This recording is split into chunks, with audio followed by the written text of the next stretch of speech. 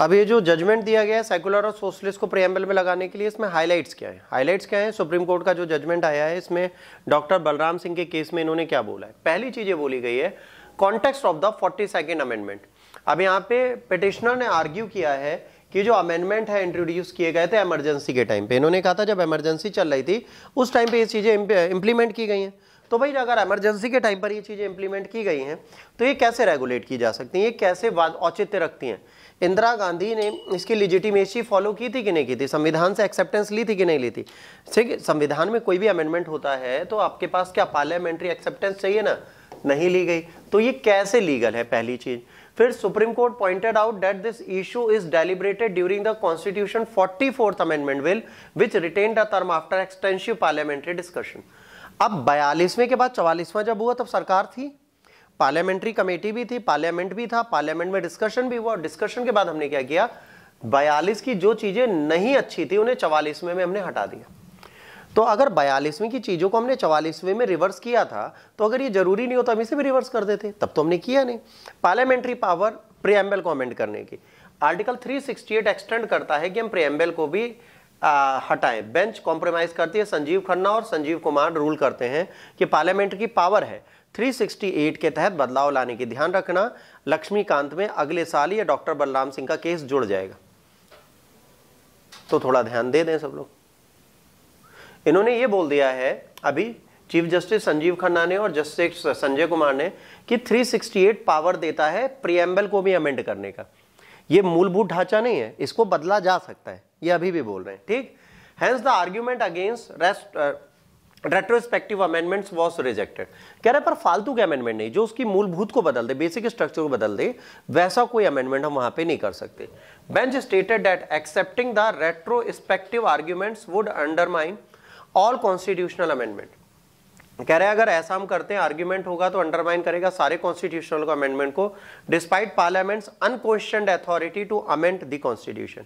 यहां पर पार्लियामेंट के पास अगर इसी को रेगुलेट हम नहीं करते तो क्या होगा, संविधान को अमेंड करने की असीमित पावर पार्लियामेंट के पास आ जाएगी। 368 के तहत वो पूरा संविधान बदल सकते हैं।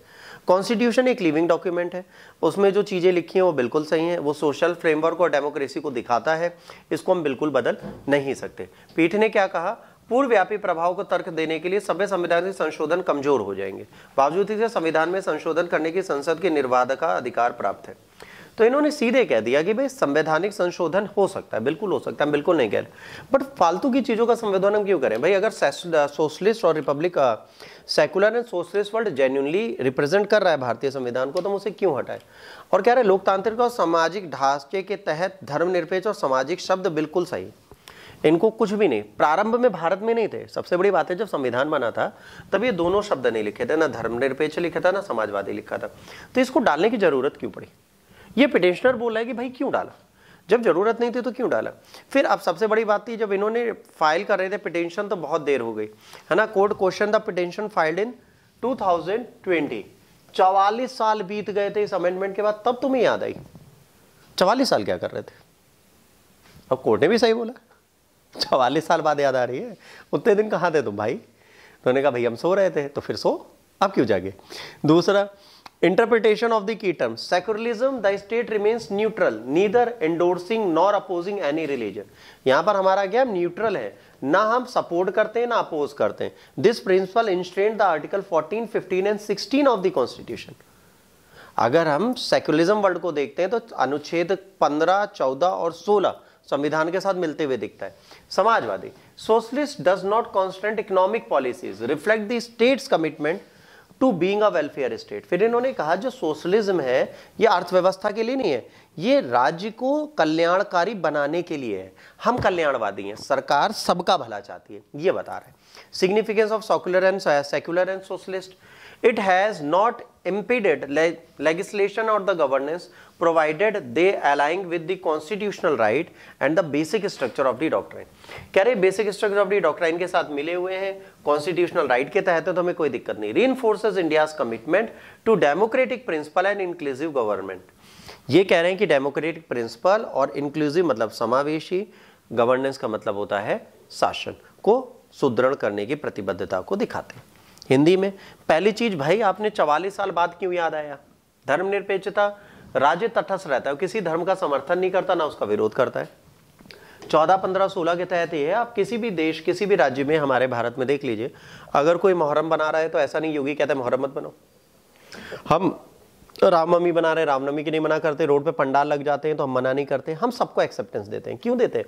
क्योंकि हम उसमें कुछ कह नहीं सकते। अनुच्छेद 14, 15, 16 में रात देता है। उसके बाद कल्याणकारी राज्य बनाने की बात हमने की है। हमने आर्थिक रूप से लोगों को सपोर्ट करने की बात नहीं की कि सारी चीजों पे हमारा नियंत्रण होगा। देखिए, अगर गवर्नमेंट कोशिश करे कि सारी इंडस्ट्रीज उसके कंट्रोल में हो,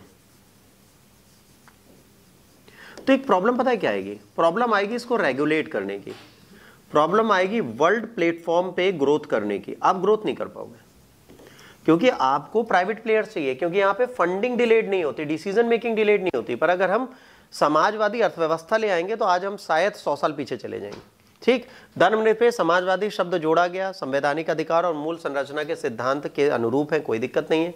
और इन्होंने कहा समावेशी शासन की प्रतिबद्धता को सुदृढ़ करता है, तो इन चीजों को हम हटाएं क्यों? भाई हटाने का कोई आप कारण तो दीजिए।